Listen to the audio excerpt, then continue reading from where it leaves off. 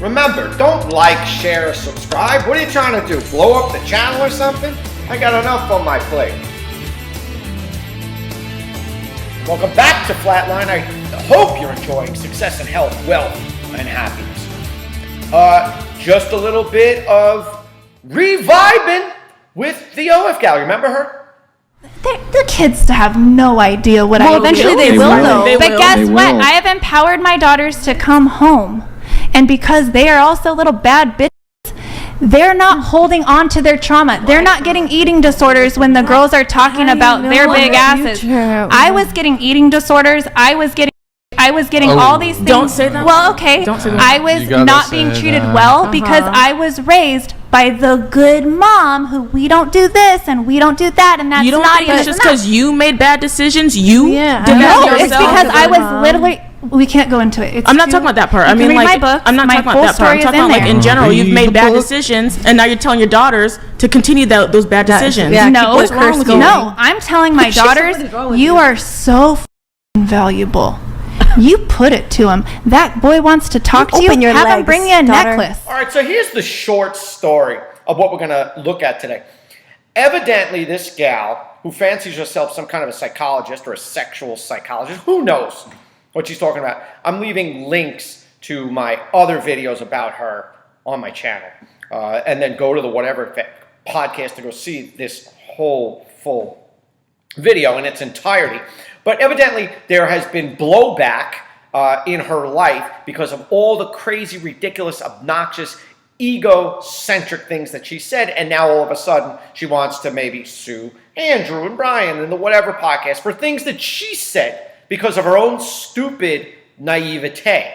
Let's see more of what she's trying to talk about with these highly intellectual guys and her low functioning, intellectual, barely coherent, feeling driven nonsense. But essentially, if a woman cannot control you through sexuality, they move to manipulation. If they can't control you through manipulation, they move over to empathy. So these are mechanisms of control for...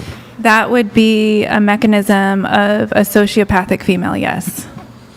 But haven't you demonstrated all of those traits today? I would say I had to cycle through the toxic version of those things, and I arrived back on a genuine presentation of femininity. But you started... I have just been simply responding to your toxic masculinity that you've been putting on me. So I've been trauma responding with toxic femininity, yes. It's a protective measure. So if you're the institution that conferred upon this person a degree, you should be embarrassed. There's no such thing as toxic masculinity, toxic femininity. There are masculine traits, there are feminine traits. There are people that conduct themselves in toxic ways that bring down others. So clearly, she is misinformed. And again, she is obviously rationalizing away her conduct, what she says, how she acts. She still hasn't learned anything from this whole negative experience she had on the whatever podcast, where she was talking about her whole sexual exploits and how she was trying to share those things with her daughters to turn them into bad bitches. How the chickens, my dear, have come home to roost. So then you were acting in a way which you considered to be sociopathic? No, because I wasn't being manipulative with my emotions, but I will admit to intentional aggression against you, yes. But my crying, and when you touched points of me that made me cry, I wasn't trying to invoke any sort of empathy in you, as clearly you don't have any, and you've stated that many times, and you don't care how I feel. I never stated so that I was don't not have for empathy. you. That was just me trying to literally, in real time, process my own trauma so I could move forward with the conversation. Well, you can agree that, and I would agree with you too, that empathy is important. But you would have to agree with me that sometimes people will utilize empathy as a weapon. True. In order to get you to respond a certain True. way through manipulation. True. So when you say, well, wait a second, Andrew, respond to me this way, right? And I'm going to present myself this way, which looks very manipulative, and then say, well, wait a second, you're not responding with empathy, so therefore you're a sociopath, something like this. Isn't that kind of textbook manipulation? Andrew, it can be whatever you